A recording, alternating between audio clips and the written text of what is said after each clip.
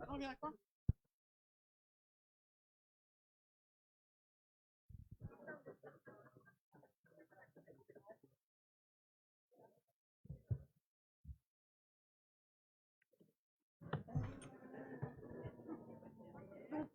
Faut saluer des présences de personnes ou... Non, j'avais juste noté parce qu'il y a la représentante de la DAZEN qui est là. Je ne l'ai pas encore croisée. Ah oui, voilà, on Mais, verra bien. voilà. Là, c'est déroulé et là, c'est le conducteur. Là, il y avait juste le sommaire, on va dire.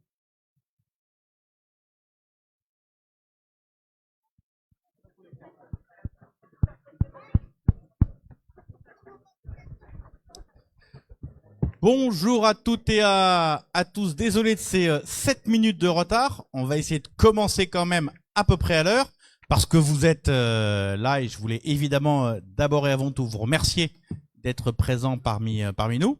Et puis parce que comme on est diffusé sur les réseaux sociaux, on va éviter de trop faire de quart d'heure chalonnés assez classiques.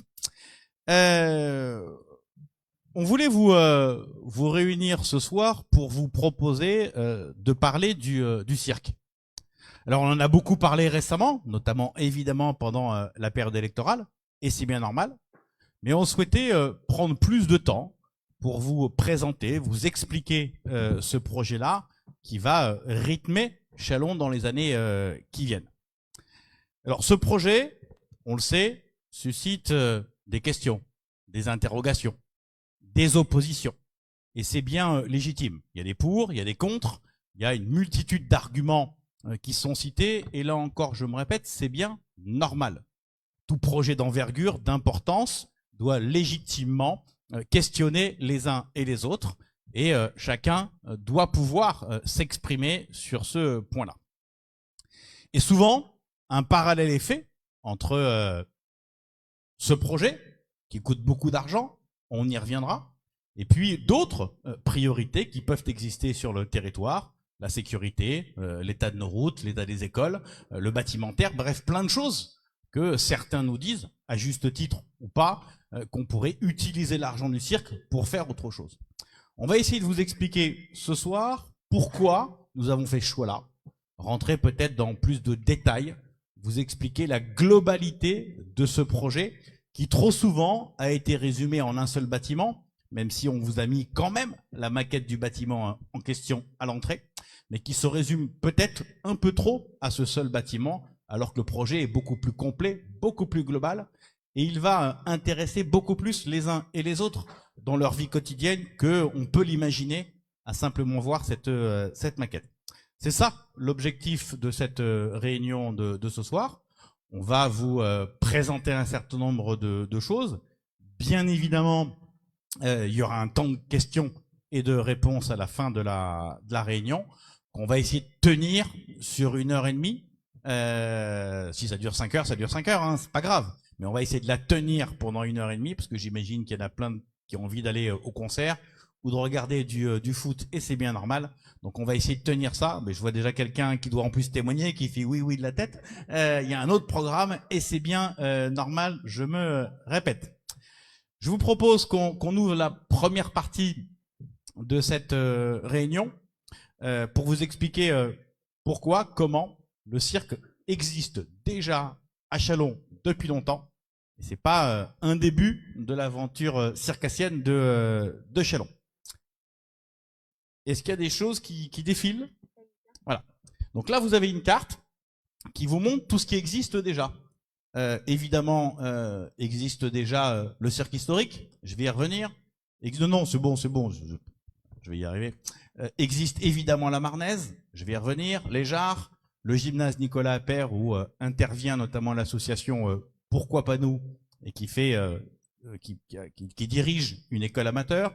Il y a le futur Chanzy, il y a d'ores et déjà le musée des Beaux-Arts et d'archéologie, puisqu'il y a déjà des expositions qui se déroulent.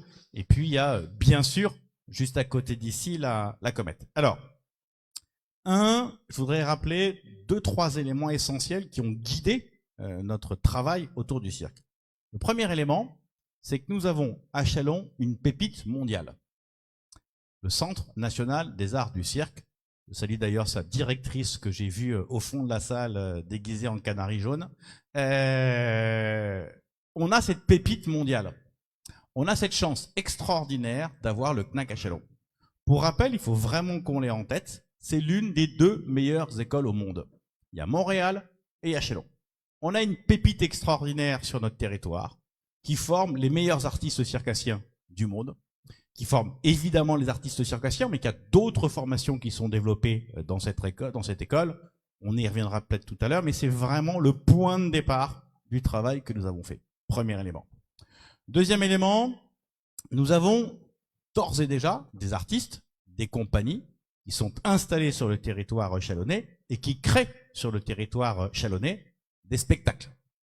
Troisième élément, nous avons évidemment de nombreux spectacles qui sont programmés, évidemment au CNAC, évidemment dans le cadre du festival Fury, évidemment à la Comète. Il y a déjà une diffusion circassienne très importante. Nous avons d'ores et déjà, au sein du musée des collections propres au cirque.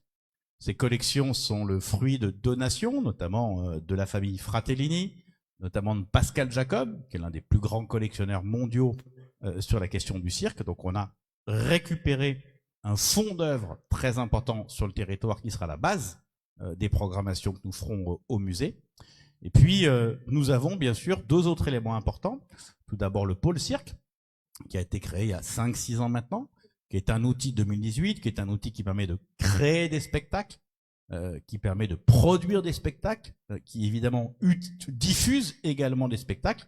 C'est d'ailleurs ce pôle cirque qui aujourd'hui est rassemblé avec Fury dans une seule association pour assurer l'ensemble de ces métiers. Et puis, je l'ai cité tout à l'heure, nous avons une école amateur, l'école dite Pourquoi pas nous, enfin qui s'appelle Pourquoi pas nous, qui travaille principalement sur la rive gauche, mais qui concerne les enfants venus de l'ensemble du territoire chalonnais et qui permet, là encore, de proposer une offre de loisirs, principalement d'ailleurs aux jeunes chalonnais, pour leur permettre de découvrir cette discipline artistique. C'est ça le point que je voulais évoquer avec vous pour vous dire qu'on ne part pas de nulle part. On a déjà derrière nous beaucoup de choses qui sont à Châlons sur le cirque et qui commencent à fabriquer une cohérence et un écosystème complet. Peut-être vous dire que le cirque, c'est aussi des acteurs sur le territoire qui font vivre ce cirque à Châlons. On va vous montrer une petite vidéo dans quelques instants, si j'ai bien compris. Eh ben, on lance la vidéo.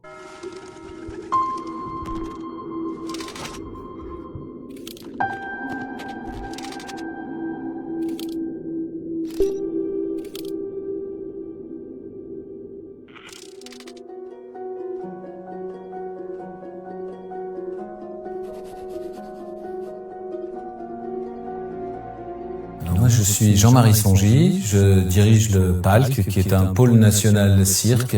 Nous, on est là pour mettre sur la route des jeunes artistes de cirque qui viennent de France et d'ailleurs. On est aussi responsable du festival Fury, festival pluridisciplinaire à tendance cirque dans l'espace public. On construit nos aventures avec la population le plus possible. L'art, c'est un moyen d'interprétation du monde. Et partager ça au travers d'un spectacle, et notamment dans l'espace public, c'est créer un lien entre les gens. Nous existons dans un réseau, nous existons dans des partenariats nationaux et internationaux. Tout ce qu'on fait en cirque, on le projette dans le projet de Châlons, évidemment. Notre défi, c'est de trouver un moyen de travailler entre le musée et la création contemporaine et de faire que cet ensemble-là reste vivant tout le temps. Et on va travailler sur cette notion-là avec les responsables du musée pour trouver un champ d'action nouveau qui n'existe nulle part ailleurs. Ça ne peut que marcher socialement, artistiquement, voilà. Et ça, c'est important.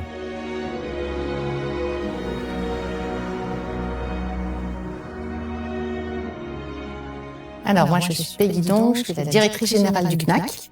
On est avant tout une école de cirque et mon rôle sur le territoire, en tout cas le rôle que je me suis donné depuis que je suis arrivée, c'est d'ouvrir au maximum aux habitants du territoire pour partager tout ce que font nos étudiants, nos stagiaires, tous les événements, les spectacles qu'on peut faire et puis faire découvrir le cirque.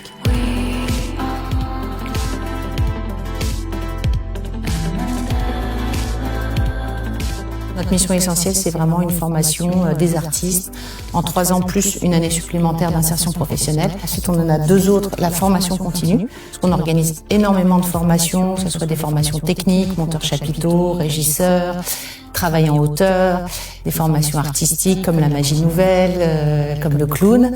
Et la dernière mission que nous avons, c'est un centre de ressources et de recherche. On accueille des chercheurs du monde entier, généralement des masterants, des doctorants. Dans le projet de Chalon Cirque, qui est ce projet d'envergure que veut porter la ville, nous on a décidé de co-construire, en tout cas avec la ville de Chalon, une école de pratique amateur, puisque nous on commence, c'est une école supérieure. Et l'idée c'est d'ouvrir dans les locaux du CNAC de la pratique amateur, où les étudiants pourront aussi donner des cours aux jeunes Chalonnais.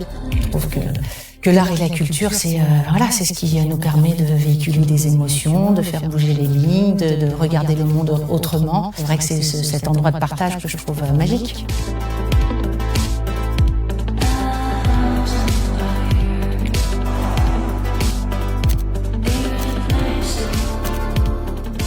Je suis Alice Cornier, conservatrice du patrimoine et directrice des musées de Châlons-en-Champagne. J'ai en charge la conservation, la gestion, l'étude, mais aussi la valorisation et la transmission du patrimoine chalonnais.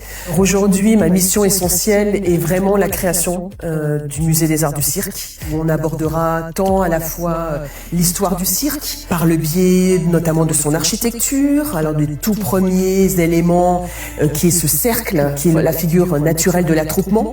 On va évoquer aussi les archétypes, le clown, l'acrobate, le funambule, le contorsionniste. Et puis, parce que c'est la spécificité de Châlons-en-Champagne, c'est le cirque contemporain. Donc l'idée aussi est de donner à voir cette création artistique contemporaine. Et parce que justement les musées conservent cette histoire par le biais des objets, des images, des œuvres, nous pouvons retracer cette histoire des idées par le biais justement de la programmation que nous pouvons mettre en place.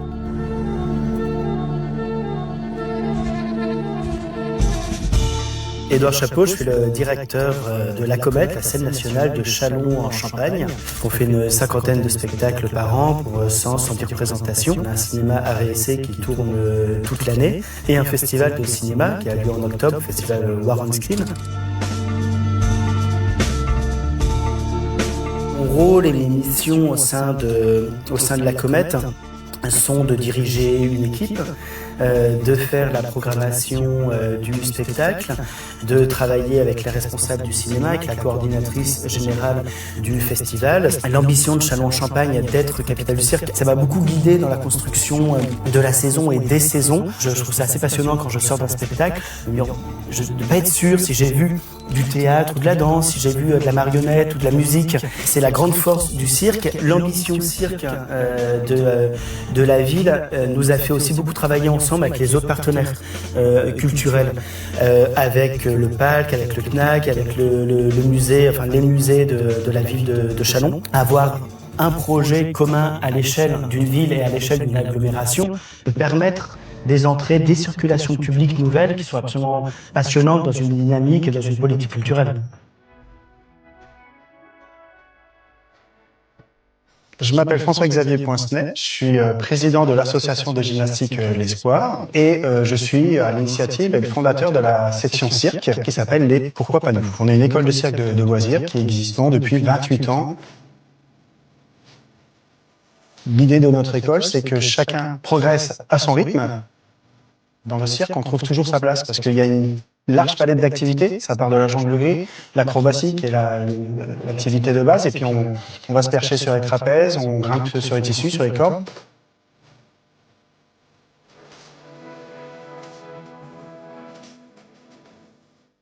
Le cirque, ça amène des valeurs de l'effort et puis du partage parce que les enfants entre eux, ils se regardent. Il y a aussi une autre activité qui me paraît essentielle, c'est l'expression. Savoir aller sur scène et s'exprimer par le regard, l'attitude, sous forme de personnage. Quand on voit ça, c'est toujours satisfaisant. On veut encore exister sur cette activité-là et la faire partager au plus grand nombre, aux Chalonnais et même au-delà de l'agglomération chalonnaise.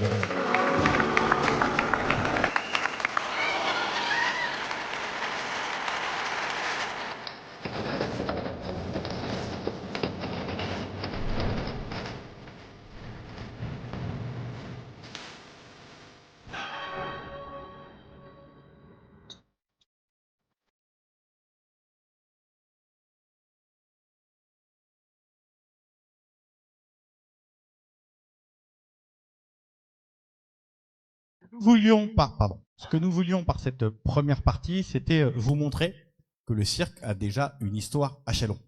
Que c'est quelque chose qui n'est pas nouveau, qui n'est pas neuf, qui n'est pas implanté depuis 6 mois, mais bien une histoire qui nous lie déjà avec le cirque. Et face à cette histoire qui nous lie avec le cirque, avec déjà un nombre d'acteurs important, une programmation importante, des outils importants, il y a 2 attitudes possibles. La première attitude, c'est de dire on laisse le truc se développer tout seul et on voit où ça mène. Et puis, il y a de se dire on prend tout ce qui existe et on essaie de le porter au plus haut sur la scène française, sur la scène européenne, pour se dire tout simplement que Châlons doit, au regard de ce qui existe déjà, au regard de cette identité circassienne, doit devenir peut-être le fer de lance français, européen, sur les questions du cirque, et donc de créer un écosystème complet qui doit impérativement apporter des choses, évidemment, à la ville de Châlons, à ses habitants, par le tourisme, par le développement économique, par plein de choses sur lesquelles on reviendra tout à l'heure, mais aussi, bien évidemment, pour ses enfants.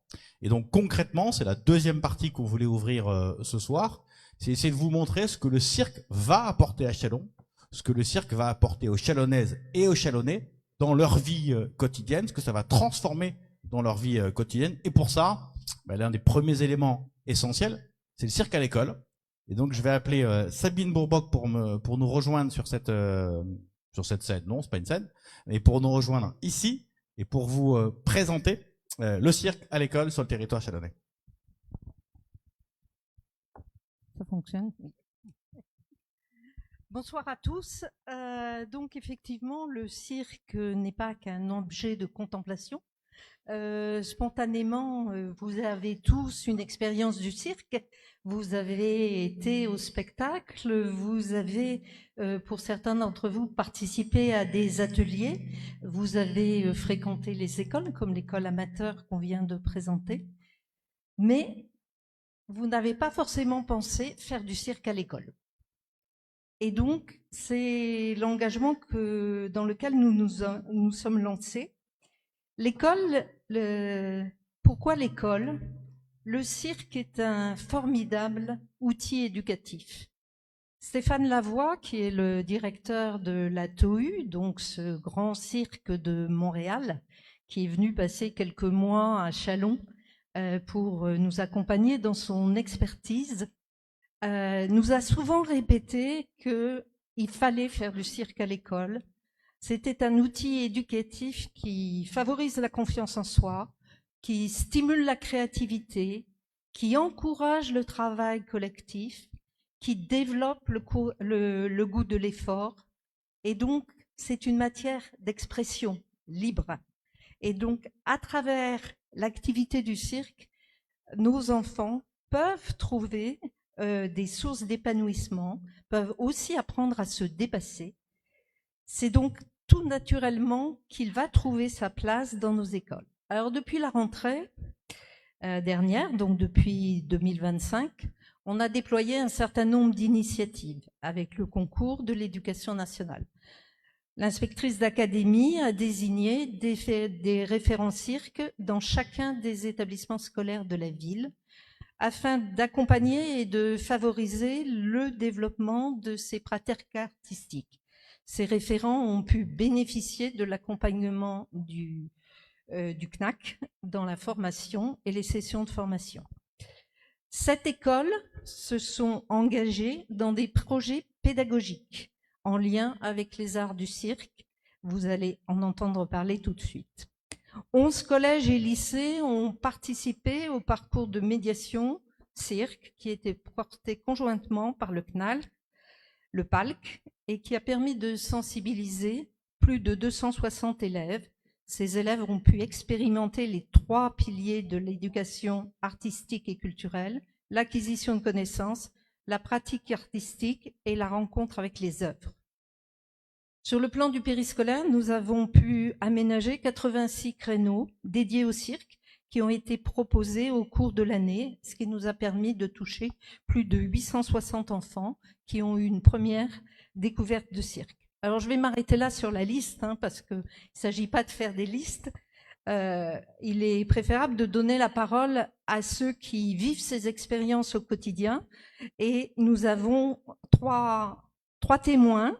La maman de Capucine, qui a participé à l'atelier cirque du club du mercredi Ferry, en partenariat avec le CSC de la Vallée Saint-Pierre. Nous avons toute l'équipe de Gérard Moulin, donc sa directrice Stéphanie Leroux, Manon Goessen, ATSEM, et Madame Emeline Diard, enseignante référente du cirque dans cette école, qui travaille un projet autour du cirque sur le temps scolaire, périscolaire, et qui poursuivra son activité l'année prochaine. Et puis enfin, nous avons Lou Schmidt, qui est une intervenante qui nous a accompagnés dans le programme périscolaire, lors des pauses méridiennes, lors des fins de journée, qui nous a aussi accompagnés dans la réalisation d'une colo apprenant de cirque, donc à l'extérieur de Châlons, et elle donne également des cours à Pourquoi pas nous. Donc voilà, je crois qu'il faut les inviter à venir, ces témoins, pour qu'ils vous fassent partager leur expérience du cirque à l'école. Ah. Non.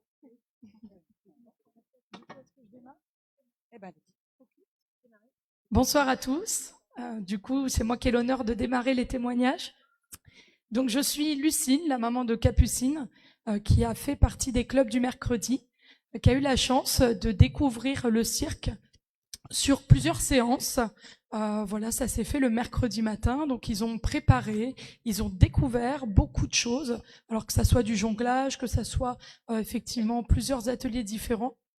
Et on a eu, en tant que parents, la possibilité en fait de découvrir ce qu'ils ont travaillé tout au long de ces séances, parce qu'on a été invités à une représentation. Donc, pour nous, ça a été chouette. Et la petite a vraiment apprécié ces temps qu'elle a pu avoir différents au sein de ces ateliers. Elle nous a pas tout dit pour nous garder justement cette petite part de mystère, et on était très fiers de la voir, ainsi que ses copains qu'on connaît forcément parce que c'est les copains du centre, de les voir en train de faire toutes ces petites présentations. Alors il y a eu de la roulade, il y a eu du jonglage, il y a eu les assiettes, ça c'est pas facile non plus, le rouleau, toutes ces petites découvertes. Vous voyez les photos aussi en direct à côté. Ça nous a vraiment permis en tant que parents de découvrir une pratique que nous-mêmes on ne connaissait pas, et on a été invités en tant que parents à essayer après. Alors je vous assure que c'était pas chose facile, voilà, mais en tout cas ça nous a vraiment plu de pouvoir partager ce moment aussi avec les enfants, et de se mettre aussi nous en tant que voilà, amateurs de cirque pendant l'espace de 10 minutes, mais on s'y est confrontés et c'était avec un grand plaisir. Voilà, en tout cas, merci beaucoup.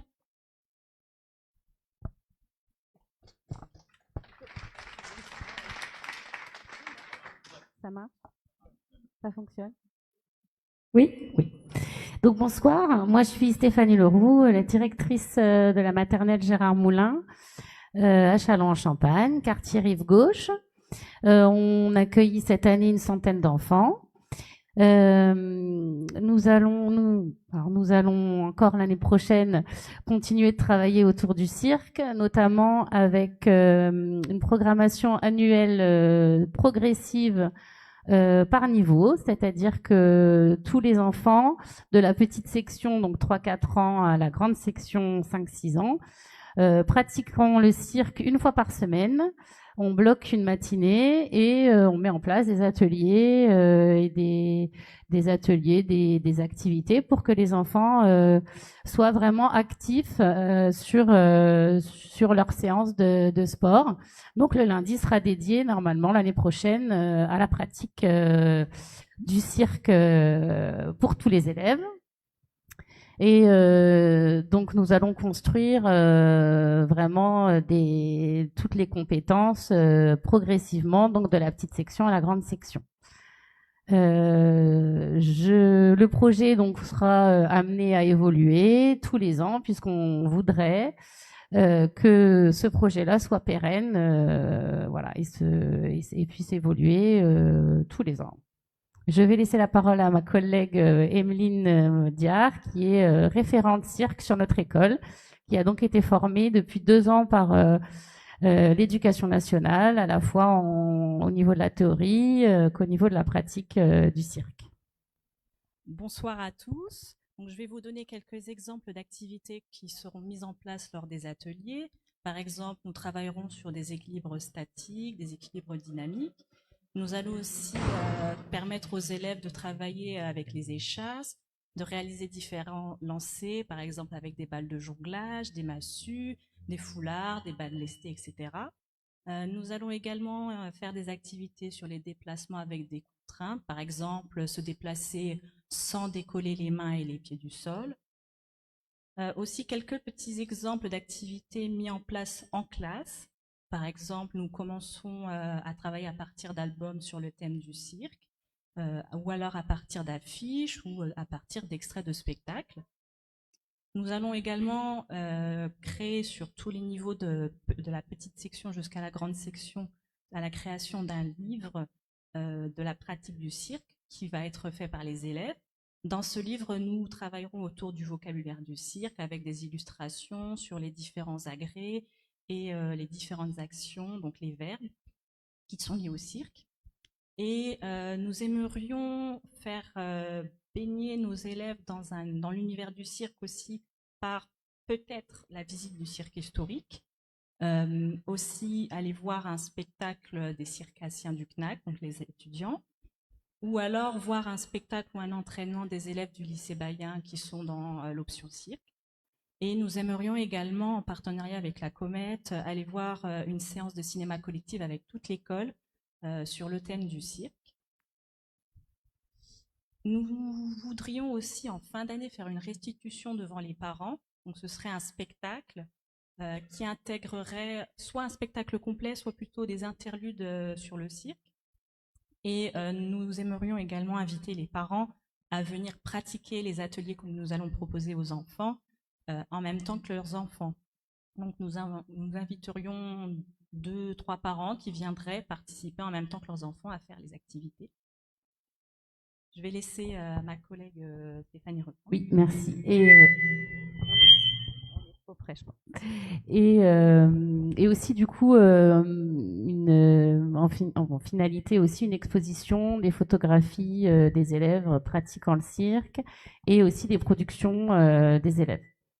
Donc cette année, nous avons une collaboratrice, Adsem Manon, qui fait partie, donc qui avait le périscolaire du midi et qui a pratiqué avec son groupe toutes les semaines, enfin toute la semaine, tous les midis, donc des activités cirque avec des élèves de moyenne et grande section.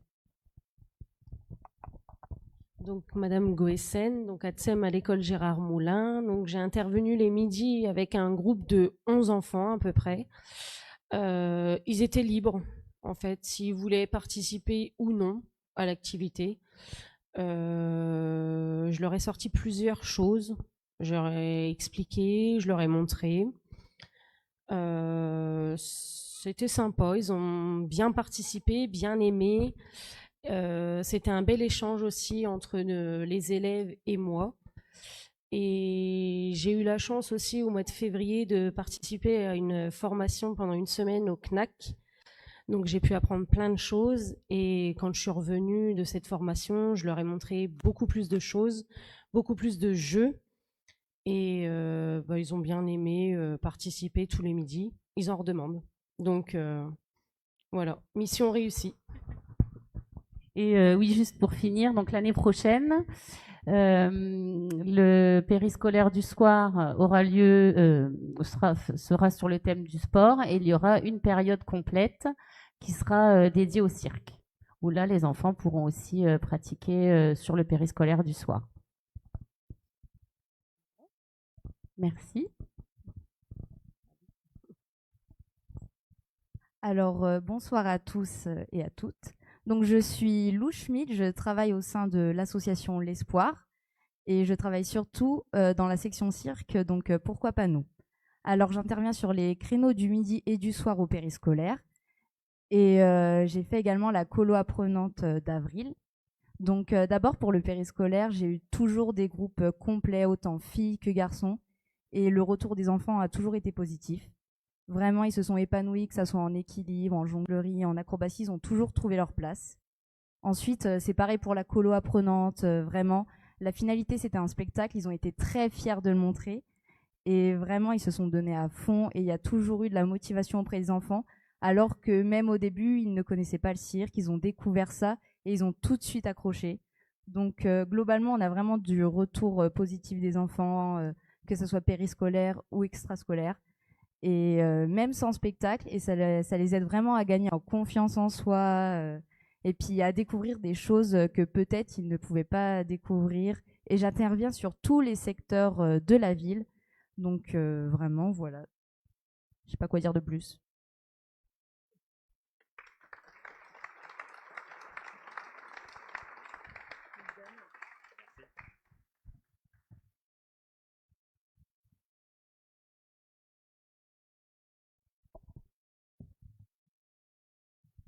Ouais, merci. Merci beaucoup pour ce témoignage. Sabine, il n'y a pas de commentaires complémentaires? Très bien. Peut-être quand même remettre un petit chapeau sur ce qu'on vient d'entendre, qui montre une des priorités qu'on s'est fixées dans le cadre de ce projet Chalon Cirque, c'est le développement de la pratique du cirque amateur. Effectivement, ça passe à l'école, ça passe au périscolaire, et il y a une autre couche, c'est effectivement à travers une école de loisirs. Concernant l'école de loisirs, aujourd'hui, on a parlé de Pourquoi pas nous, on a vu le témoignage et d'intervenants et de son président. Donc c'est une association qui est installée sur le territoire depuis une vingtaine d'années, qui accueille plus d'une centaine d'adhérents, mais qui aujourd'hui n'est plus en mesure d'accepter d'autres enfants, d'autres publics, parce qu'elle n'a pas assez de personnel et parce qu'elle ne dispose plus de créneaux pour augmenter sa capacité d'accueil. Il nous semble, c'est pour ça qu'il y a eu autant d'efforts qui continuent de se déployer au sein des écoles et du périscolaire, il nous semble qu'effectivement, c'est une des premières entrées majeures dans le cadre de ce projet, c'est la pratique, c'est faire se rencontrer le cirque avec tous les publics, que sont les enfants, que sont les adultes, de façon individuelle, de façon collective. Et donc effectivement, la pratique amateur, on veut la densifier. Pour ce faire, c'est le CNAC. Alors vous avez entendu Peggy donc effectivement intervenir tout à l'heure et vous présenter ce projet autour d'une école dédiée au cirque amateur. Donc le CNAC effectivement nous a proposé, c'est une opportunité dingue pour nous effectivement, nous a proposé de mettre à disposition les créneaux non utilisés par les étudiants actuellement. Donc effectivement hyper intéressant, on dispose de ce fait de foncier, de créneaux, d'installations incroyables. Et donc a été monté tout un projet pour demain proposer ces créneaux. Vous avez peut-être vu déjà la communication sur les réseaux sociaux. Donc l'idée, c'est d'accueillir des jeunes, des adultes sur le site de la Marnaise pour pratiquer du cirque en totale complémentarité avec l'offre aujourd'hui proposée par Pourquoi pas nous. Donc on densifie la pratique amateur et plutôt qu'un long discours, je vais demander à Nadir, à Lou également de venir me rejoindre et une troisième personne. Alors j'ai un nom de madame, je ne sais pas quel est votre prénom. Mathilde, si vous voulez bien, et vous allez comme ça nous présenter votre projet, là où vous en êtes et comment effectivement vous allez développer la pratique amateur.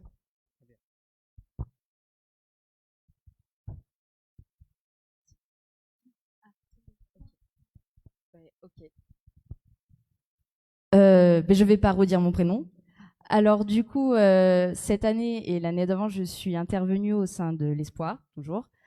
Et on a des créneaux tous les soirs de la semaine et on touche à un large public, que ça soit adultes, enfants.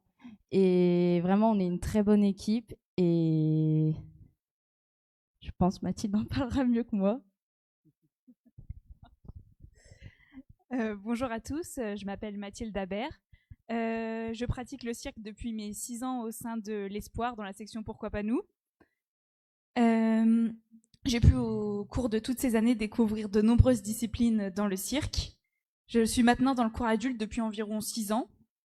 J'ai ainsi pu rencontrer de nombreuses personnes qui ont chacune participé à construire et à faire évoluer ma pratique. Nous avons eu de tous les niveaux au sein du groupe adulte.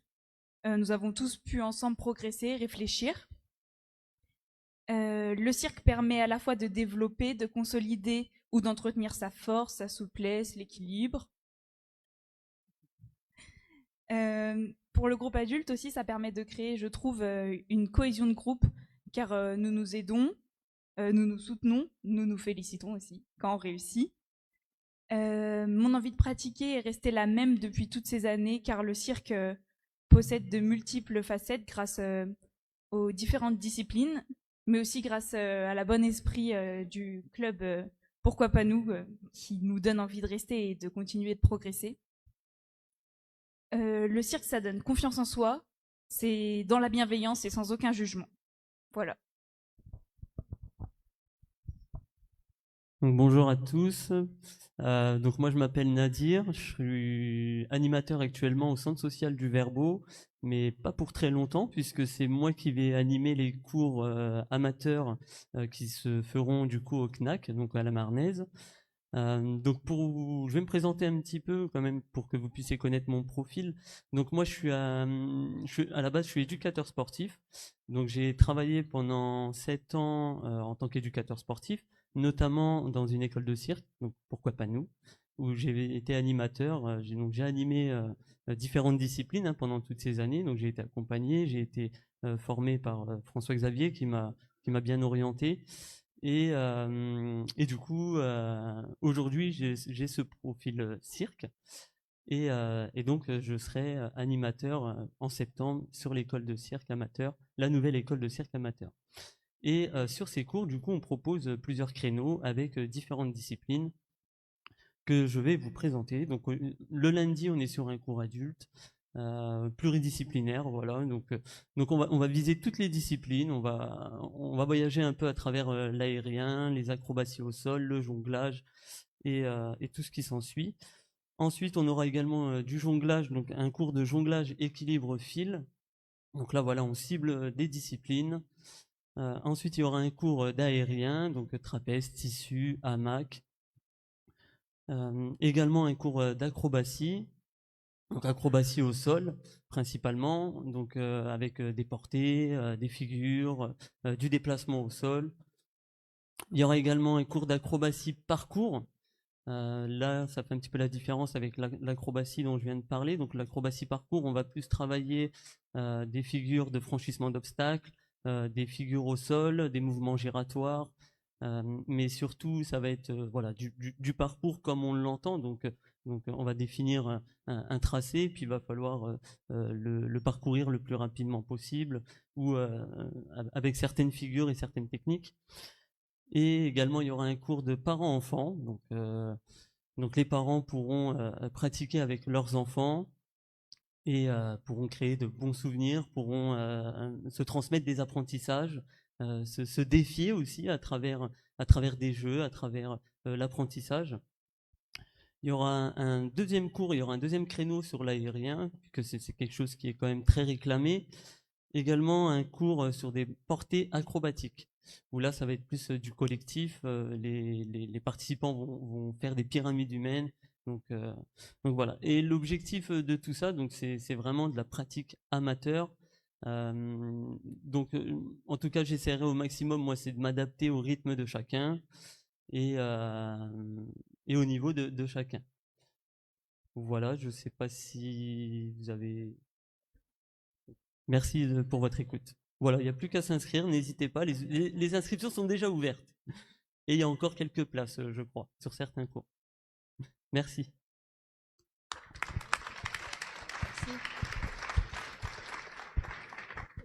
Merci beaucoup à tous les trois, et on peut remercier effectivement le CNAC qui a accompagné ce projet, je vous le disais, d'un point de vue logistique, d'un point de vue créneau, et dans le montage pédagogique, le précieux soutien de Mathieu Antaljean. Donc vous l'avez entendu, enfants, adultes, le cirque est une discipline qui nous rassemble, accessible à tous, et pratiquer le cirque aujourd'hui, c'est demain aller voir des spectacles. C'est déjà le cas pour certains, c'est suivre les sorties de résidence du Palc, c'est aller voir les projets des étudiants du CNAC, c'est participer à des ateliers au niveau des musées, bref, c'est s'ouvrir à toute une offre culturelle.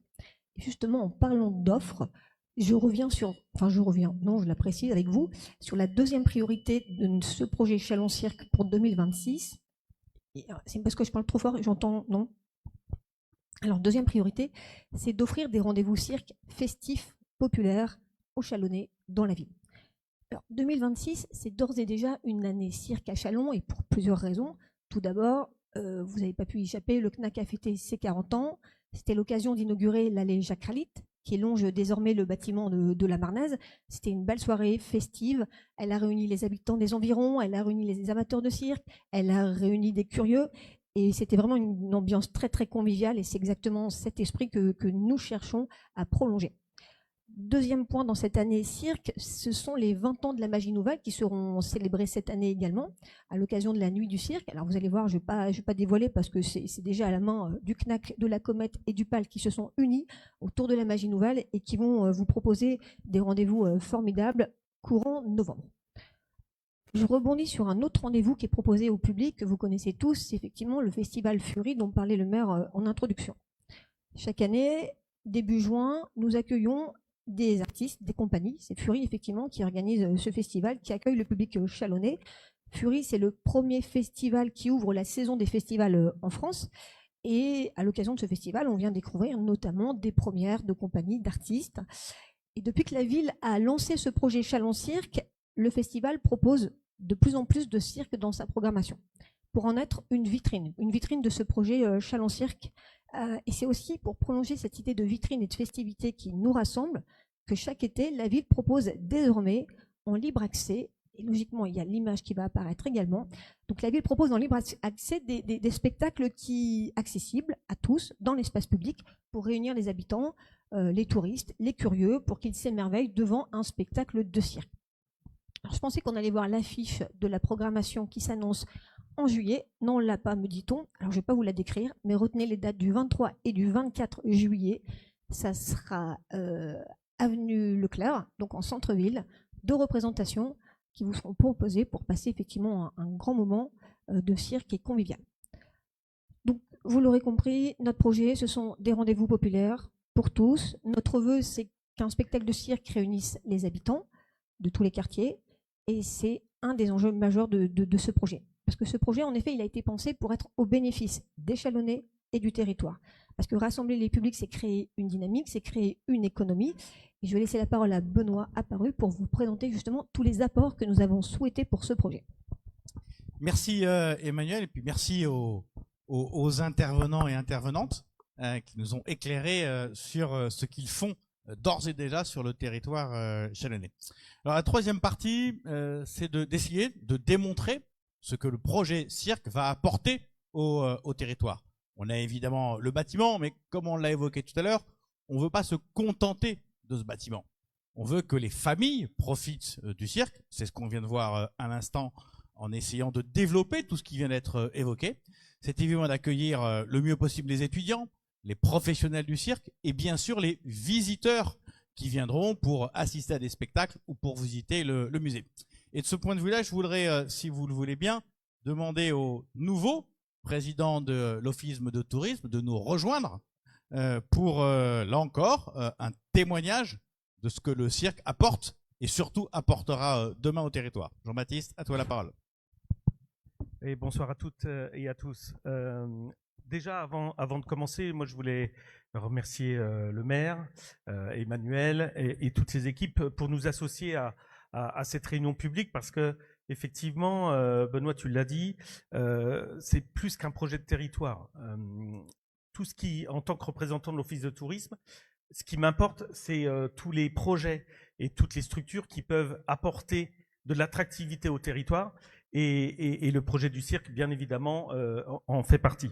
Alors, on a la chance à Chalon d'avoir 2 identités fortes, qui va être le cirque, qui va être le champagne, et ça va être 2 portes d'entrée complémentaires qui vont faire connaître Chalon et attirer de nouveaux visiteurs. Parce que quand un visiteur vient découvrir un spectacle, un festival ou demain le musée des arts du cirque, nous voulons lui donner envie de découvrir notre centre-ville, notre patrimoine et nos spécificités.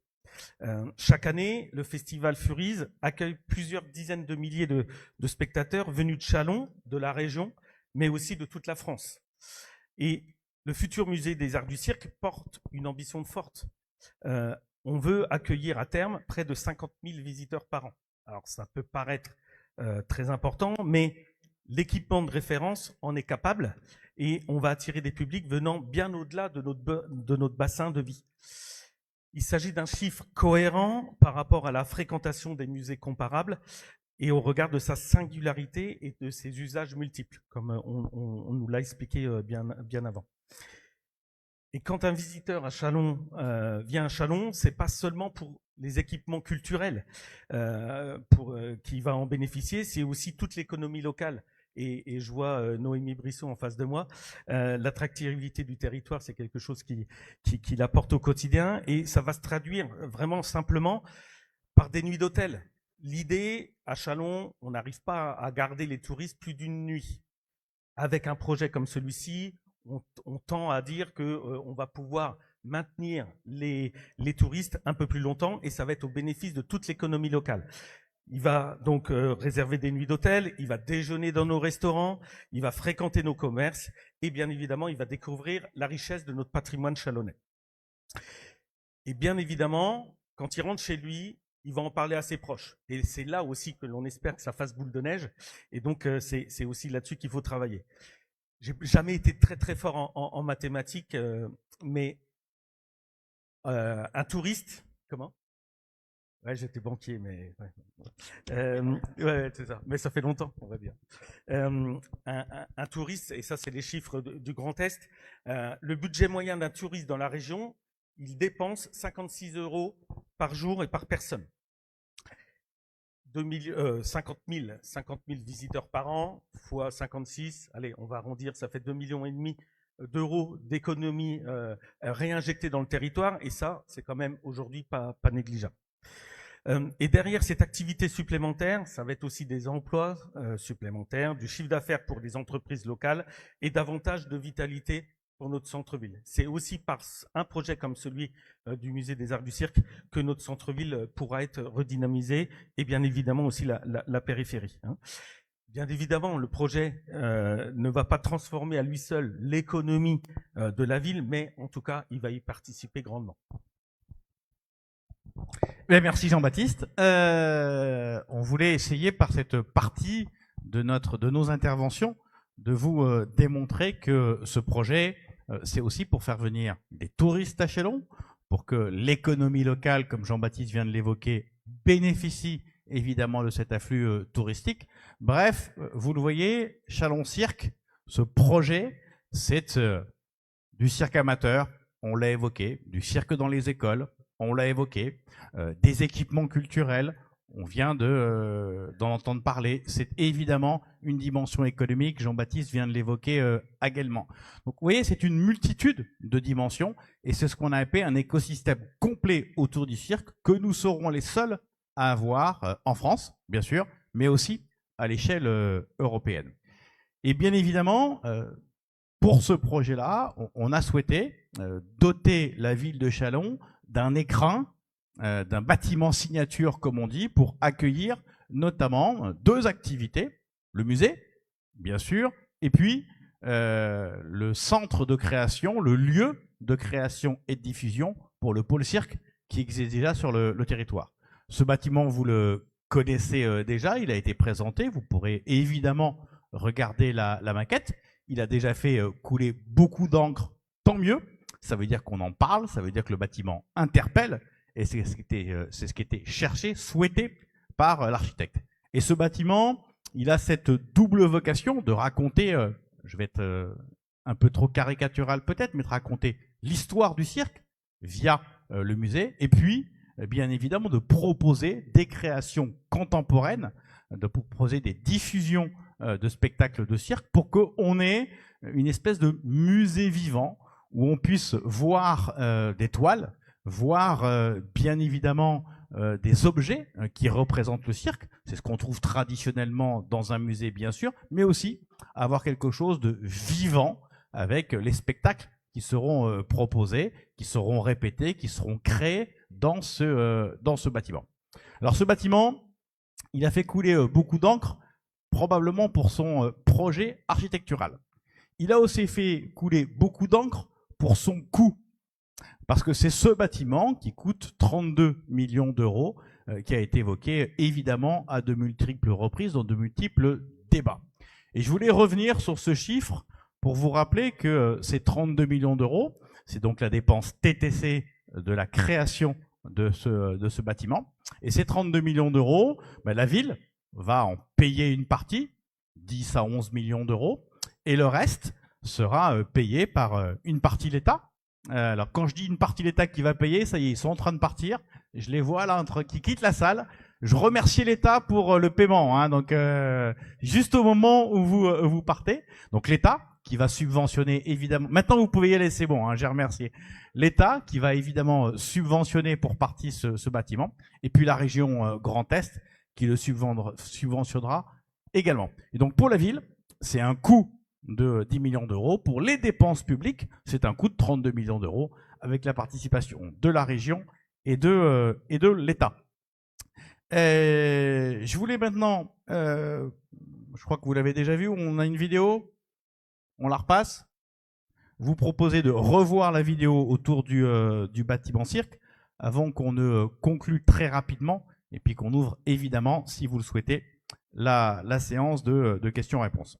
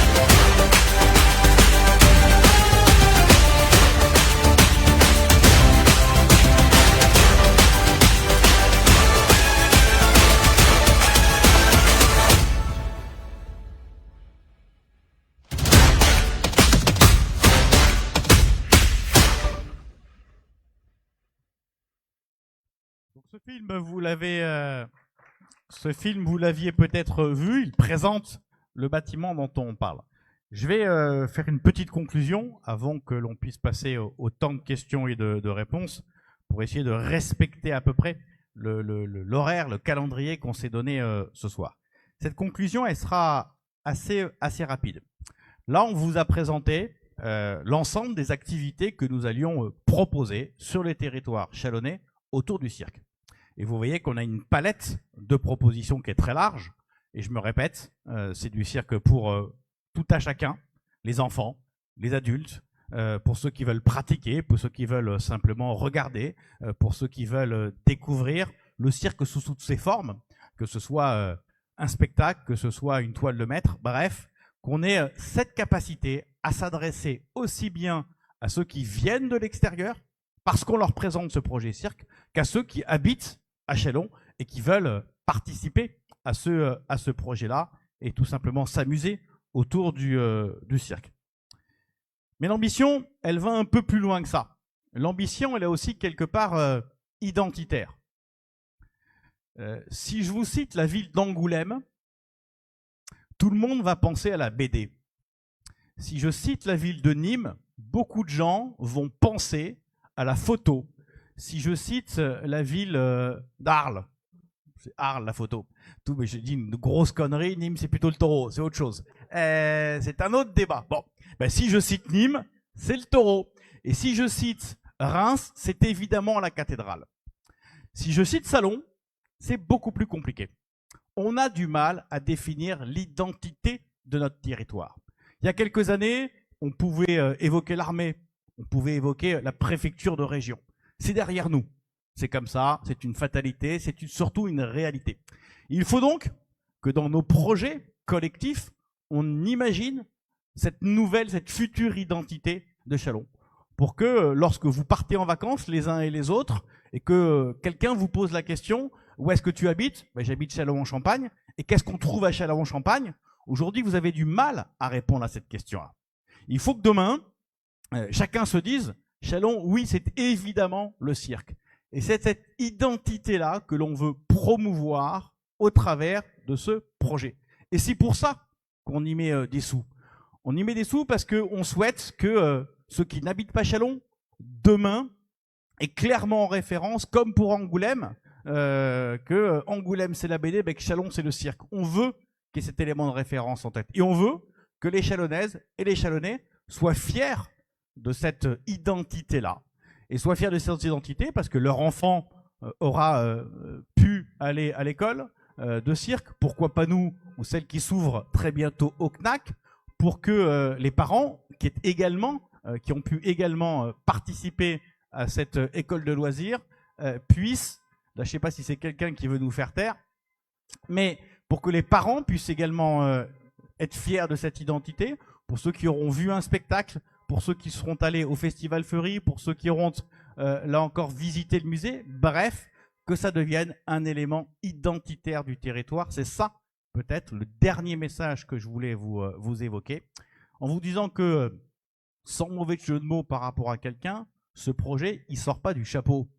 Il sort d'une histoire. Oui, c'est moyen, je suis assez d'accord, Edouard. Mais cet projet, il sort d'une histoire. Et c'est ce qu'on a évoqué dans une première partie de cette soirée. Ce projet, il s'adresse à l'ensemble des Châlonnaises et des Châlonnais, notamment au travers des programmes de cirque amateur, de cirque de loisirs, de spectacles, grands spectacles, pardon, qu'on va proposer au mois de juillet. Et puis ce projet, il s'adresse bien sûr aussi aux professionnels du cirque, aux étudiants du cirque. Bref, on essaie d'avoir un projet qui interpelle aussi bien les Châlonnaises et les Châlonnais que ceux qui ne sont pas du territoire. Voilà rapidement ce que je souhaitais vous dire en conclusion. Je voulais remercier l'ensemble des acteurs qui font vivre ce projet.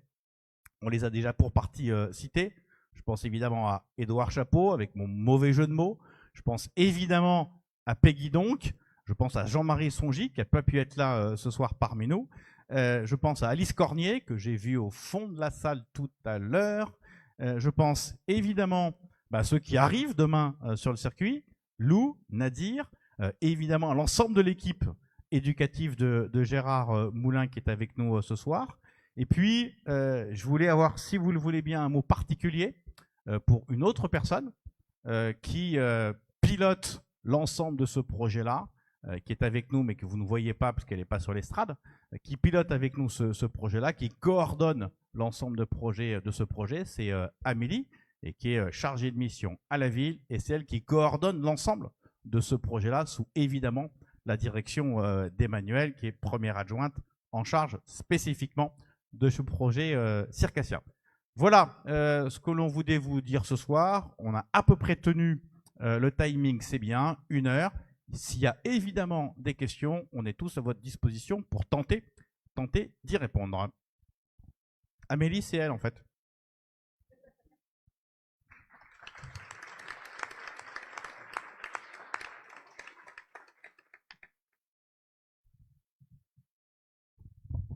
Voilà.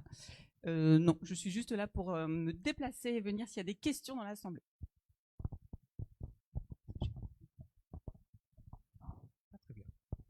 Bonsoir. Monsieur le maire, j'ai une question pour l'aspect bâtimentaire du musée du cirque et des autres activités. A-t-on une estimation du coût net pour la ville, le coût de fonctionnement, et non pas d'investissement, le coût de fonctionnement, alors qu'il s'agit donc d'une dépense nouvelle?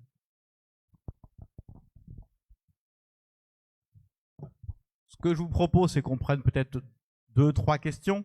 Et puis on répondra évidemment dans la foulée.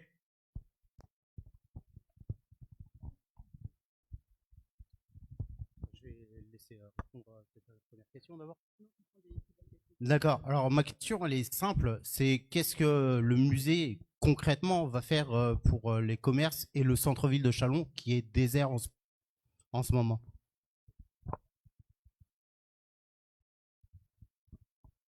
Oui, moi j'avais juste une petite question sur le lien ou le devenir du cirque historique. Si j'ai bien compris, le nouveau bâtiment a vocation à accueillir des répétitions et des spectacles. Comment le cirque historique va continuer à vivre avec cette nouvelle structure? Alors, je vais répondre, si vous le voulez bien, à ces 3 premières questions. Puis s'il y a évidemment une autre salve de questions, on la prendra avec plaisir. Je vais commencer par la dernière question. En fait, on a plusieurs bâtiments à Châlons qui ont une destination, un usage autour du cirque. Vous avez notamment l'outil principal, le Centre national des arts du cirque, l'école, qui occupe aujourd'hui 2 bâtiments. Le bâtiment de la Marnaise, qui est un bâtiment contemporain, et le cirque historique. Et bien évidemment, l'école a vocation à continuer à produire ses activités dans les 2 bâtiments en question, donc le cirque historique comme bien évidemment la Marnaise. Il y aura une petite spécificité pour la Marnaise, c'est que la Marnaise va ouvrir ses portes. Aujourd'hui, on a une institution qui était peut-être un peu renfermée sur elle-même, raison pour laquelle, sur une idée de la directrice générale du CNAC, nous avons ouvert cette rue tout simplement pour donner à voir à ce magnifique bâtiment à l'ensemble des Chalonnais. Et puis demain, le CNAC va encore plus loin en nous proposant, comme on l'a présenté tout à l'heure, de nous mettre à disposition les créneaux horaires qui ne sont pas utilisés par les étudiants du CNAC pour que tout le monde puisse en profiter et qu'on ouvre l'école sur les Chalonnais. On l'a ouvert avec la rue, on nous va un peu plus loin demain en permettant à vous, à moi peut-être pas non plus, mais pour nous permettre d'également bénéficier des installations de la Marnaise. Mais le cirque historique, il reste évidemment dans le giron de l'école parce que c'est un lieu de formation, parce que c'est un lieu de répétition éventuelle, évidemment. C'est aussi un lieu de diffusion pour un certain nombre de spectacles qui sont montés par l'école et notamment le fameux spectacle de fin d'année.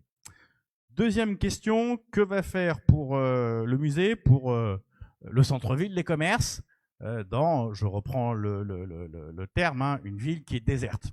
Alors le côté désert de la ville m'avait échappé, et notamment quand vous prenez ce qui s'est fait ces dernières semaines, je pense par exemple à la fête de la bière, je ne suis pas sûr que c'était totalement désert à ce moment-là, il y a toute une série d'événements qui ont été montés ces dernières semaines, ou ce qui se passe ce soir même à 20 h avec un spectacle qui est organisé place de la République. L'objectif, notamment, du musée, c'est d'attirer du monde à Châlons. C'est de générer du flux, du trafic de population, et notamment des touristes.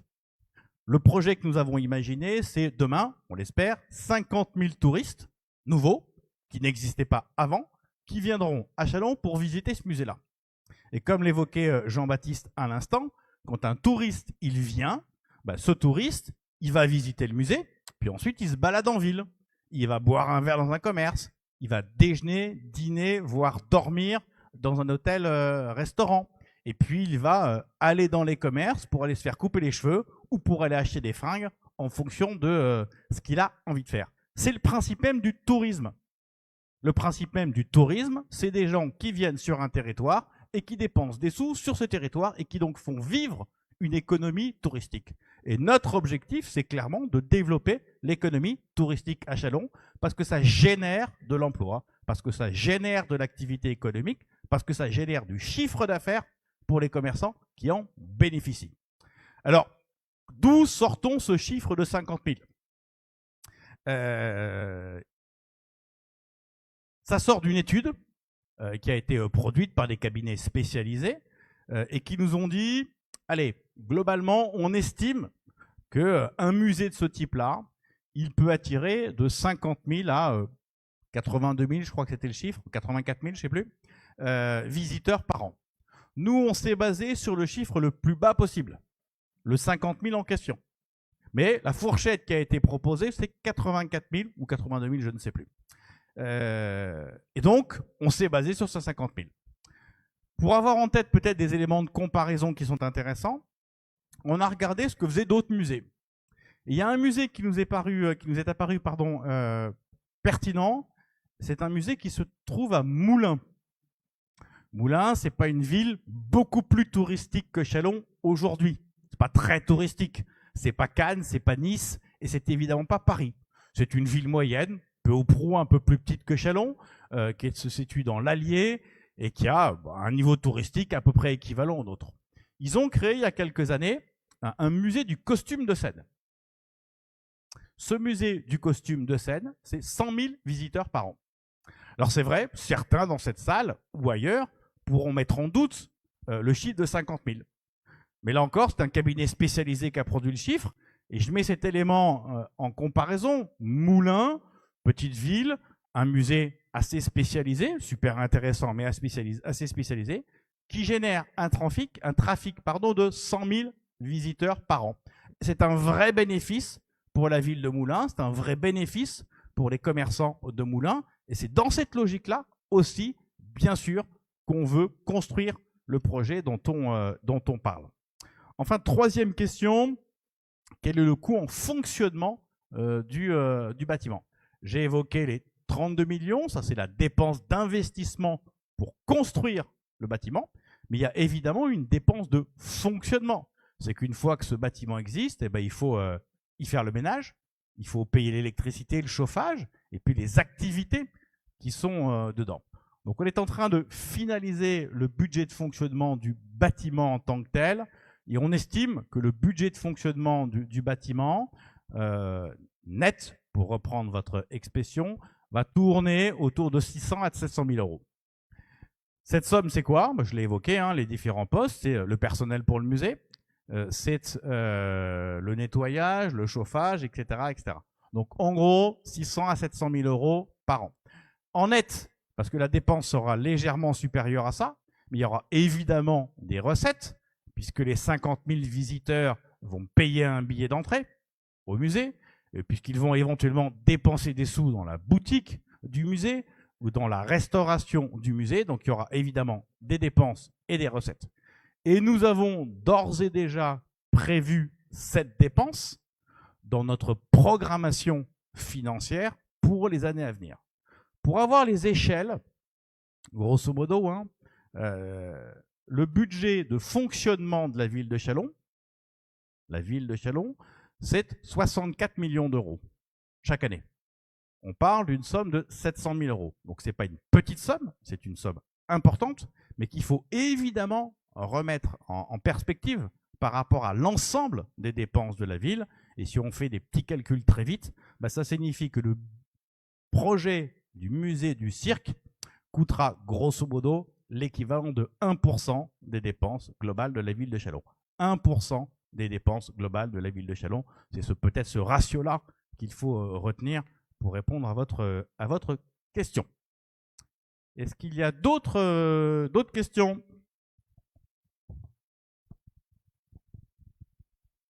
Bonjour, est-ce que l'année prochaine, il y aura encore le mercredi le cirque?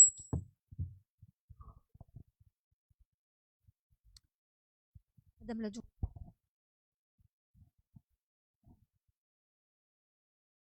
C'est une question pas du tout intéressée, semble-t-il.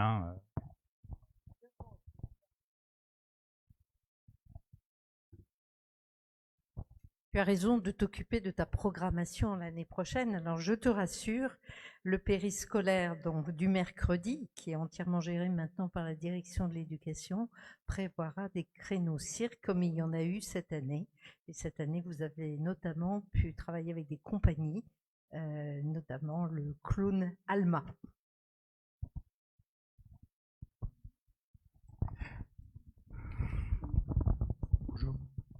Bonjour, j'ai le micro. Bonjour, ma question concerne, j'avais plein de questions, mais elles ont été posées. Ma question concerne la maîtrise du projet. 32 millions, bon, quand un maire investit pour le futur, ça me va très bien. Maintenant, la maîtrise du projet, 32 millions, si jamais les coûts sont un peu supérieurs, ce qui est probable, je crois qu'il y a beaucoup d'événements qui font que ça peut être supérieur et peut-être largement. Supposons que le projet soit plutôt à 40, par exemple, au bout du compte. Est-ce que les partenaires financiers cités, que tu as cités, Benoît, sont engagés sur le dépassement ou où la ville devrait prendre à son compte le dépassement complet. Ma question subsidiaire, c'est est-ce qu'on est dans le budget seulement municipal ou est-ce que l'agglomération est concernée?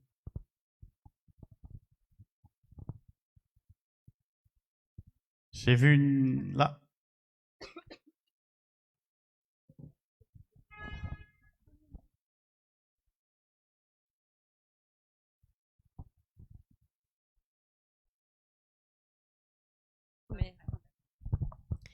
Bonjour, monsieur le maire. Moi, en vous écoutant, je suis à la fois inquiète, triste également. 32 millions d'euros, ça me paraît un chiffre très élevé. Pouvons-nous avoir la certitude que le montant ne sera pas augmenté lorsque l'ouvrage sera terminé? D'autre part, vous dites que la mairie va prendre en charge 11, je crois, ou 10 millions d'euros. Le reste à payer. Avez-vous des certitudes, des engagements écrits que l'État et la région vont nous permettre d'avoir l'argent que vous annoncez? Je suis triste, pourquoi? Parce que quand je regarde Châlons, je ne suis pas originaire, mais ça fait très longtemps que je suis là, je vois des écoles qui sont pas terribles, des bâtiments qui donnent chaud. Je vois également que l'hôpital, il reste avec les problèmes que l'on connaît tous et qui sont fortement publiés par les médias.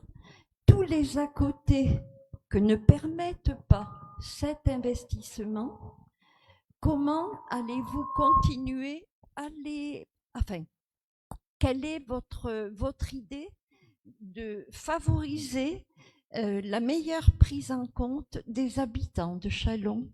Je vous remercie, monsieur le maire. Merci beaucoup. Alors peut-être une première réponse sur la question que pose Alain Maché sur la maîtrise des dépenses. C'est évidemment une question importante parce que très souvent, on nous présente un projet qui vaut X et puis à la fin, on s'aperçoit qu'il a coûté une fois et demie, voire 2 fois le prix qui était annoncé initialement parlant. Alors, peut-être un petit rappel, on parle plus souvent des trains qui n'arrivent pas à l'heure que des trains qui arrivent à l'heure. Ce qui veut dire qu'il y a heureusement plein de projets qui ne dépassent pas les enveloppes qui avaient été initialement prévues. Et puis, quand il y a effectivement un coût qui est supérieur à celui qui est annoncé, on a plusieurs façons de répondre à ça. La première façon, c'est globalement celle que tu as présentée, qui consiste à dire merci aux financeurs d'augmenter leur participation. Merci donc à l'État de mettre plus d'argent, merci à la région de mettre plus d'argent, et puis merci à la ville de mettre plus d'argent. C'est la première option. Il y a une deuxième option, c'est de dire à l'équipe, notamment d'architecture, qui a présenté un projet, et aux entreprises qui derrière se proposent de le construire, de leur dire c'était 32 millions, c'est 32 millions, c'est pas 35, c'est pas 40, c'est 32. Et donc on revoit le projet à la hauteur de 32 millions et pas 35 ou 40. Et c'est en tout cas ce second discours que j'ai tenu pour ce qui me concerne lorsque j'ai présenté ce projet à l'ensemble des architectes qui ont répondu, plus d'une centaine. C'est également ce discours que j'ai tenu à l'équipe d'architecture lorsqu'elle a été retenue, c'est de leur dire c'est 32 millions et il n'y aura pas 1 euro de plus que ces 32 millions pour ce projet. Et c'est donc évidemment l'ensemble des études qui sont en cours. Je vous passe les acronymes barbares sur l'ensemble des documents qui sont en train d'être produits pour affiner le projet. Mais le message, il est clair, c'est 32 millions, c'est pas 33 millions. Alors là, je dis une bêtise, parce qu'évidemment, quand on prévoit ce type de projet-là, on met ce qu'on appelle une actualisation. C'est-à-dire qu'il y a de l'inflation, Et donc évidemment, les 32 millions qui ont été imaginés en 2025, mais ils valent déjà 32, quelque chose parce qu'il y a de l'inflation 26, 27, 28, etc., etc. Donc évidemment, sous réserve de l'inflation, mais qu'on a intégré dans le budget de ce document, de ce projet, pardon. Deuxième question, finalement un peu la même, un peu plus ouverte avec d'autres éléments qui sont ces éléments de comparaison. Qu'est-ce qu'on pourrait faire d'autre avec cet argent-là? Alors, ce débat-là, on l'a eu pendant la campagne électorale. Je crois que vous étiez sur une liste concurrente pendant la campagne électorale.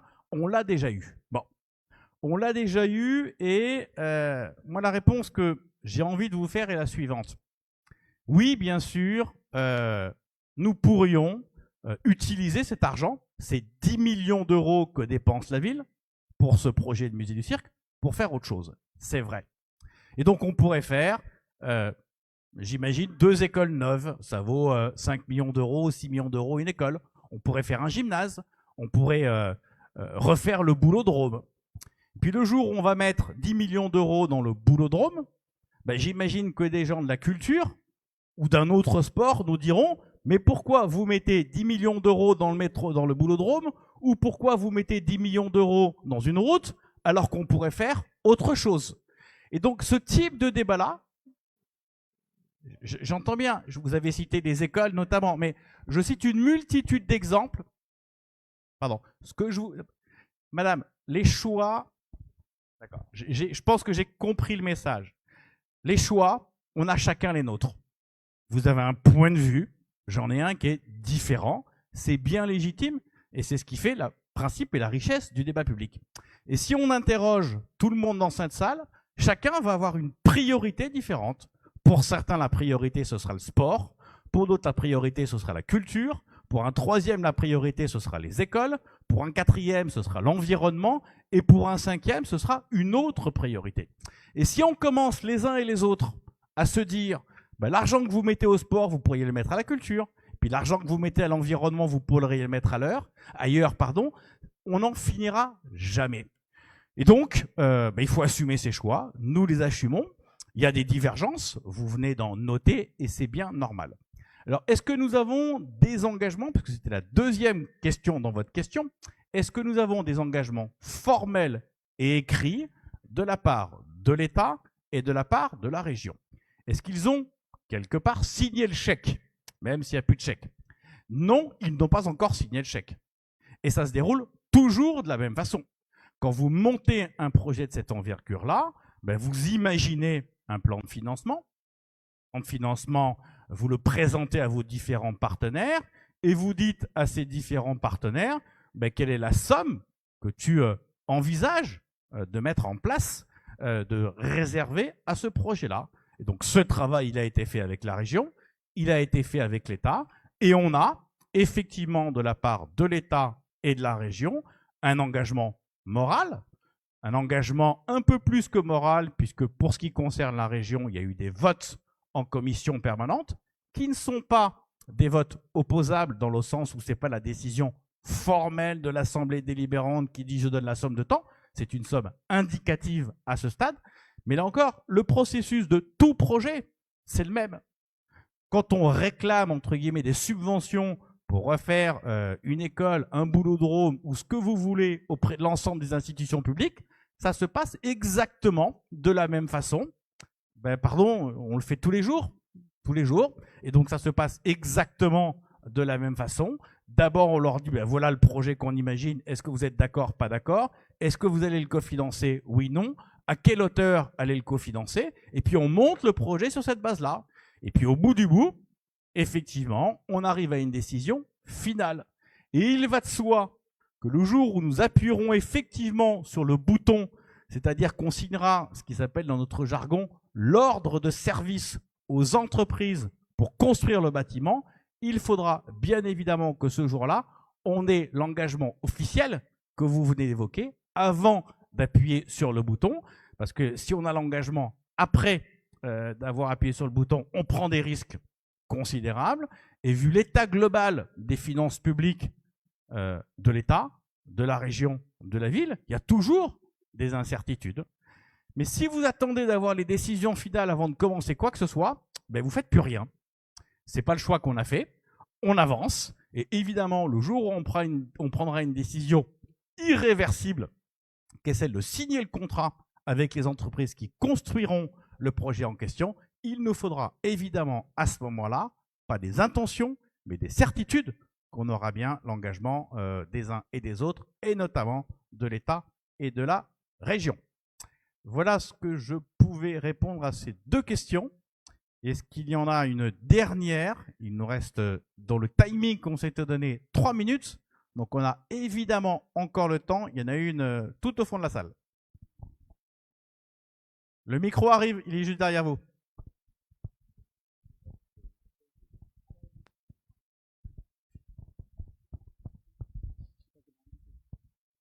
Quand vous refaites l'allée de forêt, quand vous faites la rue du cirque en face qui est magnifique, quand il y a un parking en face qui se dégrade, qu'on appelle depuis 3 ans pour le refaire, pourquoi ce n'est jamais refait? Je pense que la taille du parking est petite. J'imagine que vous évoquez le parking qui se trouve en face du cirque historique?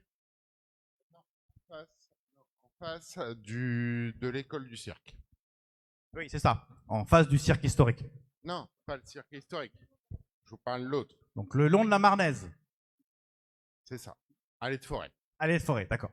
Alors, ça revient finalement à la question qui était évoquée juste avant par Monique Francard. On est, je ne sais pas combien, 100, 150 dans cette salle. Et j'imagine que si j'interroge individuellement chacun d'entre nous, on aura tous une priorité. Pour certains, cette priorité, ça va être... je ne sais pas pourquoi j'ai envie ce soir de parler du Boulodrome, mais ce sera le... Je suis persuadé que si j'interpelle Bruno Bourbrock et je lui pose la question de l'investissement majeur à faire pour la ville, il me répondra le Boulodrome. J'ai un petit doute, mais imaginons qu'il nous réponde le Boulodrome. Et j'imagine que si j'interpelle Dominique Vattel, il me répondra que sa priorité, c'est le parking que vous venez d'évoquer. Et si j'interpelle Rudy Namur, que j'ai vu dans la salle, ou d'autres encore, chacun aura sa priorité et c'est normal. C'est une évidence et chacun en aura son idée. Notre boulot à nous, c'est face à 150 priorités, à 300 demandes d'investissement, c'est de faire des choix. Vous connaissez cette formule consacrée, gouverner c'est choisir. Et donc notre boulot, c'est face aux 200, 300, 500 demandes d'investissement possibles sur un parking, sur une école, sur une piscine, sur une toiture, sur une salle de danse, sur un terrain de foot, sur ce que vous voulez. Sur ces 300 demandes, c'est de se dire, ben voilà, notre budget, c'est ça. Nous, notre choix, c'est pas d'augmenter la dette de Châlons en multipliant les nouveaux projets, c'est de rester au niveau d'endettement qui est les nôtres. Et pour ça, on a X millions d'euros qu'on peut dépenser chaque année. Et ces X millions d'euros, eh ben, on va les réserver à tel sujet, tel sujet, tel sujet, tel sujet. Et donc, il y a plein de choses, malheureusement, auxquelles on doit dire non. Il y a plein de choses dont vous avez les uns et les autres envie, un parking, une route, peu importe quoi, qu'on a décidé, qu'on décide de ne pas faire, parce que là encore, il y a 300 demandes, on peut en financer 50, et ben on en choisit 50. Et ce qu'on se refuse de faire, d'autres ont d'autres idées et c'est bien légitime, ce qu'on se refuse de faire, c'est de dire il y a 300 demandes, donc on répond aux 300 demandes. Parce que quand vous pouvez en payer 50, ben si vous en payez 60, 70, 80 ou 90, ça signifie que c'est de la dette supplémentaire. Et la dette supplémentaire, ça signifie juste une chose, que ce sont les enfants qui ont posé une question tout à l'heure, qui paieront dans 10 ou 15 ans les dépenses qu'on aura faites nous aujourd'hui. C'est pas sain, de mon point de vue, c'est pas moral, et ça nécessite donc de faire des choix. Et faire des choix, c'est malheureusement refuser des projets qui sont intéressants, qui sont utiles, pour certains même indispensables, mais il faut bien choisir, c'est notre boulot, et c'est pour ça qu'une démocratie organise des élections, pour que les citoyens désignent des personnes qui sont là pour faire des choix pour tout le monde. Je vous propose qu'on s'arrête là. J'ai vu, allez, une dernière main, donc une dernière question. Allez, 2 dernières questions et vraiment on s'arrête. Oui, bonsoir à tous. Je vous remercie de me donner les paroles. Je voulais juste revenir brièvement sur le modèle économique du musée dont vous parliez. Vous évoquiez justement une estimation d'à peu près 50 000 visiteurs, avec un parallèle sur la dépense moyenne des touristes chalonnais autour d'une 50aine d'euros par jour.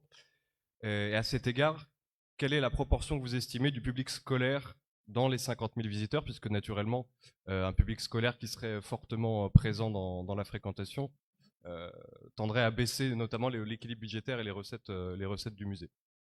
Voilà. Allez, encore, j'ai vu 2 mains, une ici et une ici.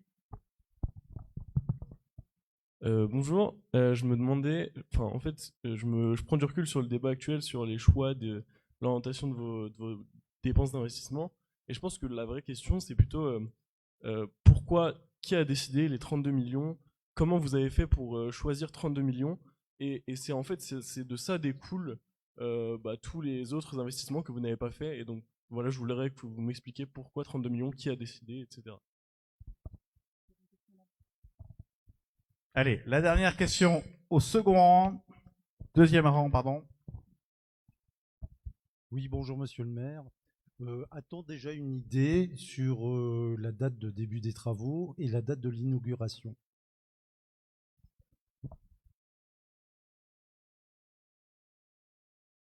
Alors, 3 questions. La première question de Gabriel Michel. On a évidemment intégré dans nos calculs financiers du coût de fonctionnement de ce bâtiment le fait que parmi les 50 000 visiteurs, il va y avoir des visiteurs qui vont payer un billet et d'autres visiteurs qui vont venir gratuitement, notamment les scolaires. On a une politique importante d'ouverture des musées aux scolaires. Tous les enfants de Châlons sont passés un jour dans la galerie des oiseaux du musée des Beaux-Arts. Tous. Bon. Demain, évidemment que nos enfants chalonnais, les enfants, les collégiens, les lycéens, viendront dans ce musée. On leur fera toujours la galerie des oiseaux, c'est promis, mais ils passeront également dans un autre bâtiment, celui du cirque, pour découvrir ces expositions. Et donc, dans les 50 000, vous avez évidemment un ratio de scolaires, je ne l'ai plus en tête, donc on vous passera bien évidemment le chiffre, et il va de soi que dans les projections budgétaires que nous faisons, nous intégrons le fait que le prix du billet qui va être de X euros, ce prix du billet n'est pas un prix du billet payé par 50 000 personnes. Mais évidemment, comme vous avez un taux de gratuité, le prix moyen du billet en question, il est plus faible que le billet nominal qui est affiché. C'est évidemment intégré dans nos projets. Alors, qui a décidé des 32 millions? Alors, ça ne marche pas tout à fait dans ce sens-là. En fait, les questions qu'on se pose d'abord, quand on imagine ce type de programme-là, c'est de quoi a-t-on besoin? Et donc, on interroge ceux qui vont faire vivre le bâtiment demain pour leur dire, voilà, pour faire vivre l'outil de production du pôle cirque, je parle sous le contrôle je ne sais pas si c'est le directeur général, je n'ai plus son titre précis en tête, l'administrateur, voilà, cherchez le mot, l'administrateur du PALC qui est avec nous ce soir, et ben on l'interroge pour dire, voilà, un pôle cirque, ça a besoin de combien de mètres carrés pour bien fonctionner? Et donc on regarde, il y a 14 autres pôles cirque en France, on regarde quels sont leurs outils, comment ils fonctionnent, quels sont les mètres carrés dont ils ont besoin de quel type de salle, avec quel type de hauteur, quel type de profondeur, ils ont besoin d'une loge, 2 loges, 3 loges, de combien de bureaux, pour combien de collaborateurs. Donc on a ce type d'éléments-là. Et puis même chose, on interroge ceux qui vont faire vivre le musée pour leur dire, ben voilà, au regard des collections existantes à Châlons, au regard des collections qu'on cible, des choses qu'on veut récupérer sur ce bâtiment-là, vous avez besoin globalement de combien de mètres carrés? Et en fait, cette somme de mètres carrés qui nous permet derrière de tirer une estimation financière. Et donc, on va définir les usages, puis on va questionner tout ça, challenger tout ça. Est-ce qu'il y a vraiment besoin de tel mètre carré, de tel mètre carré, de tel mètre carré, tel mètre carré, pour essayer de réduire un peu les surfaces, parce que c'est bien normal, les utilisateurs, ils en demandent le maximum, donc on essaye derrière de réfréner un peu les choses pour réduire le coût de la facture, mais ça vous donne globalement, on va faire un bâtiment de X milliers de mètres carrés, et ensuite, vous savez que globalement, le coût d'un musée, c'est tant au mètre carré. Ça, c'est la première grande estimation que nous faisons. Puis ensuite, ça, on le traduit dans un cahier des charges, et ce cahier des charges, on le publie pour lancer la compétition auprès des architectes. Voilà ce qu'on veut faire. Une salle de tant de mètres carrés, une salle de tant de mètres carrés, 3 bureaux de tant de mètres carrés, 3 toilettes, 4 couloirs, 18 je sais pas quoi. On dit ça. Et ça, nous, on estime que ça coûte tant. Merci de nous répondre si effectivement, quel est votre projet? Et donc, ils nous dessinent un bâtiment et ils nous disent, moi, j'estime que ça va coûter 31,2 millions, 32 millions. Et certains disent, désolé, je ne sais pas faire à moins de 33 ou 34. C'est comme ça que s'organise ce type de schéma-là, et c'est comme ça qu'on aboutit à un chiffre de 32 millions d'euros. Ce chiffre, et là on a évoqué la question tout à l'heure, il reste à ce stade incertain. Pourquoi est-ce qu'il reste incertain? Ce chiffre, il reste incertain parce que c'est lorsqu'on fera l'appel d'offres auprès des entreprises, sur la base d'un document ultra technique, ultra précis, qui dira qu'il y a 12 poignées de porte à tel endroit et qu'il y a 5 clous à tel endroit, donc qui va définir tout le détail du projet, que les entreprises vont chiffrer tout ça et nous dire ça coûte tant. Et donc il y a toujours un questionnement aujourd'hui. On a prévu une enveloppe budgétaire de 32 millions d'euros et les entreprises nous répondront à cette question. Désolé, je pense que c'est 35 ou alors je pense que c'est 28. Si c'est 28, tant mieux. C'est assez rare que ce soit plus bas. Et si c'est 35, on dira désolé, c'est 32. Et donc, on refait un bout de programme pour réduire le nombre de mètres carrés pour nous permettre de rentrer dans l'enveloppe de 32 millions. Comme ça que les choses se construisent. Voilà. On a répondu, je pense, à peu près toutes les questions. Non, les deux dates, début de travaux et inauguration. Alors, début de travaux. Alors, là encore, dans la technique qui est la nôtre, on a, dans les phases qui sont les nôtres, on a attribué aux architectes, au cabinet d'architectes Moati et Rivière, le projet. Ça, c'est sur la base d'un document qu'ils nous fournissent pour répondre au concours, qui est de 10-15 pages, qui prévoit une image générale, quelques vues à l'intérieur. Ensuite, une fois qu'on les désigne, ils ont deux autres documents à nous faire, ce qu'on appelle l'APS, l'avant-projet sommaire, puis l'avant-projet définitif. Et ça, c'est des documents beaucoup plus détaillés, parce qu'évidemment, ce n'est pas avec les 15 pages. Voilà. Et donc, on a un travail en cours avec l'équipe du musée, avec l'équipe du Palc, pour redéfinir telle circulation.